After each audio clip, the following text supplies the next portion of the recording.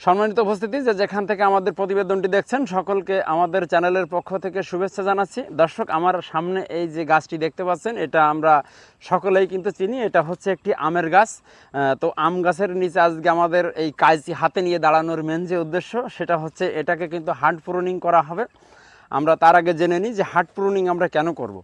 Hard pruning করলে আমাদেরকে যেটা হবে সেটা হচ্ছে এই আম গাছটা ঝোপালো হয়ে যাবে। এই আম গাছটা উচ্চতা কিন্তু আমাদের নিজের হাইটের ভিতরে আসবে, যেটাকে বলা হয় ultra high density. Ultra high density সিস্টেমে চাষাবাদ উন্নত বিশ্বে কিন্তু বেশ কয়েক বছর ধরে চাষাবাদ হয়। আমাদের দেশেও কিন্তু আপনার কিছুদিন যাবৎ দেখা যাচ্ছে যে আল্ট্রা হাই ডেন্সিটি সিস্টেমে কিন্তু আম চাষাবাদ হচ্ছে।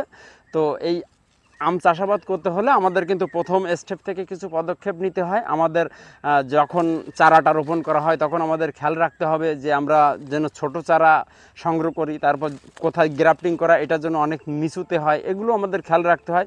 এবার আমরা মূল বিষয়ে চলে আসি। এখানে আমরা যখন গাছটি রোপণ করেছিলাম, মোটামুটি আমার মাথা অবধি কিন্তু উঁচু ছিল গাছটা, মোটামুটি 5 ফুট 5.5 ফিট এরকম উঁচু ছিল। সেই গাছ কিন্তু আমরা রোপণ করেছিলাম। তখন কিন্তু গাছটায় একটাই মাত্র আপনার শাখা ছিল। এখানে যদি আমরা দেখি তাহলে আপনারা দেখলে বুঝতে পারবেন, এখানে কিন্তু আপনার প্রথম আমাদের কাটিংটা করা হয়েছিল, আর এটা করা হয়েছিল মোটামুটি এখান থেকে 2 মাস আগে। ঠিক আছে, 2 মাস পরে আমরা যেটা দেখতে পাচ্ছি, এখানে কিন্তু এই 1 2 3 4 5 6 7টা কিন্তু শাখা বেরিয়ে আছে। তো এখন প্রশ্ন হচ্ছে, আমরা তো এই 7টা শাখা আর কি এখানে রাখবো না।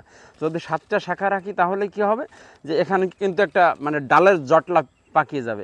যখন ডালের জটলা পাকিয়ে যাবে তখন কি হবে, এখানে কিন্তু প্রচুর পোকামাকড়ের বাসস্থান হয়ে যাবে। তো এখান থেকে আমরা এই 7টা ডাল থেকে মোটামুটি আমরা ম্যাচিউর দেখে কিন্তু 3টা ডাল রাখবো। এখানে আমরা দেখতে পাচ্ছি এই ডালটা কিন্তু খুবই স্ট্রং। তাহলে এর পাশের এই যে ডালটা, এটা কিন্তু আমরা গোড়া থেকে কেটে ফেলে দেবো। এটা পাশাপাশি এ পাশে যেটা আছে এটাকেও আমরা ফেলে দিলাম, এই দুটো। আর আমাদের থাকলো কিন্তু এই যে আপনারা দেখতে পাচ্ছেন 3টা, আর উপরে যে 2টা আছে এই 2টাও কিন্তু আমরা ফেলে দেবো আপাতত। ঠিক আছে, এই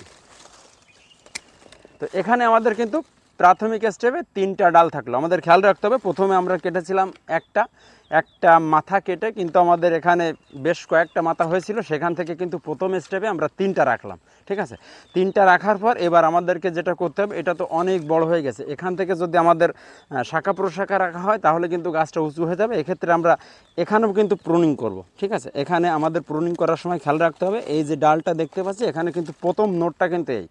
ঠিক আছে, এক্ষেত্রে আমরা এখান থেকে আবার কাটবো। এই যে দেখতে পাচ্ছেন এপাশেরটাও আমরা সেম, এখান থেকে এপাশেরটাও সেম এই। আর কাটার সময় আমাদের খেয়াল রাখতে হবে, এটা মোটামুটি 45 ডিগ্রি অ্যাঙ্গেলে কিন্তু আমাদের কাটতে হবে। এই 45 ডিগ্রি অ্যাঙ্গেলে যখন কাটবো, মানে কাটলে আমাদের লাভ যেটা হবে, যদি বৃষ্টির পানি হয় তাহলে যেটা হবে, মাথায় পড়লে কিন্তু যখন 45 ডিগ্রি অ্যাঙ্গেল হবে তখন পানিটা এখানে আর দাঁড়াতে পারে না, এটা কিন্তু সহজেই নিচের দিকে চলে যায়। আর কাটার সময় আমাদের খেয়াল রাখতে হবে, যেটা যখন কাটাটা শেষ হয়ে যাবে, কাটার পর কিন্তু এখানে একটা ক্ষত হয়ে গেল, ক্ষত স্থানে ছত্রাক লাগবে, এটাই কিন্তু স্বাভাবিক। এখানে আমাদেরকে যেটা করতে হবে, আমাদের কিন্তু বৈদ্য পেস্ট আমরা এখানে লাগিয়ে দিতে পারি। দর্শক, বৈদ্য পেস্ট কীভাবে আপনার তৈরি করতে হয়, এটা কিন্তু খুব সিম্পল একটা বিষয়। এটা হচ্ছে চুন আর তুতের একটা মিশ্রণ। আপনি যতটুকু চুন নেবেন, খাওয়ার যে চুন আমরা যেটা পানের সাথে খাই, খাওয়ার যে চুন, ঠিক ততটুকুই আমরা কিন্তু তুতে নেব।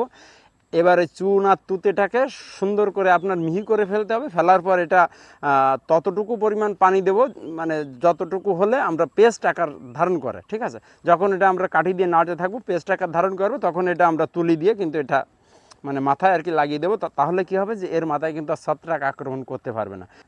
তো এখন আমরা প্রথম স্টেপে কেটেছিলাম এখান থেকে 2 মাস আগে, এখান থেকে দ্বিতীয় স্টেপে আমরা 3টা ডাল রাখছি, এখান থেকে কিন্তু কাটলাম আমরা আজকে 2 মাস পরে।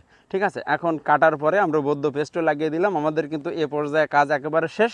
এখন আমাদের ওয়েট করতে হবে, এই যে কাটলাম, কাটার পরে এখান থেকে কিন্তু প্রত্যেকটা থেকে আবার 2 3 4 এরকম কিন্তু নোট বের হবে। কারণ মনে করেন তাহলে 3টা থেকে যদি 3টা করে বের হয়, 3 3 9টা। এখান থেকে কিন্তু আমরা আর আপনার 3টা রাখবো না, এখান থেকে জাস্ট আমরা 2টা করে আপনার ওজ রাখবো। তাহলে কি হবে, আমাদের কিন্তু গাণিতিক হারে এবার বাড়তে থাকবে। মানে এখানে আছে 3, এখান থেকে হবে কিন্তু 6। ঠিক আছে, 6-এর পরে কী হবে, 6 থেকে কিন্তু 12 হবে, 12 থেকে 24 হবে। মানে স্টেপ বাই স্টেপ কিন্তু আমাদের যখন 5 থেকে 6 বার কাটিং দেবো, তখন দেখবেন যে গাছটা একদম মানে ঝাপটালো টাইপের হয়ে গেছে। শুধু দর্শক, এতক্ষণ আমরা কিভাবে আম গাছ হার্ড প্রুনিং করতে হয় এটা দেখানোর চেষ্টা করলাম। এখন আমাদের ভাষ্য হচ্ছে, আমাদের বাড়ির আঙ্গিনায় যদি কারোর এরকম আম গাছ থেকে থাকে আর সেটাকে যদি আমরা আল্ট্রা হাই ডেন্সিটি সিস্টেমে বড় করতে চাই, তাহলে কিন্তু আমরা যদি এই সিস্টেমটা প্রথম থেকে ফলো করি তাহলে কিন্তু অবশ্যই আমরা নিজেরাই কিন্তু এটা বাড়িতে করা সম্ভব। এটা আসলে হয় এভাবে কিন্তু আমরা অবশ্যই করতে পারবো।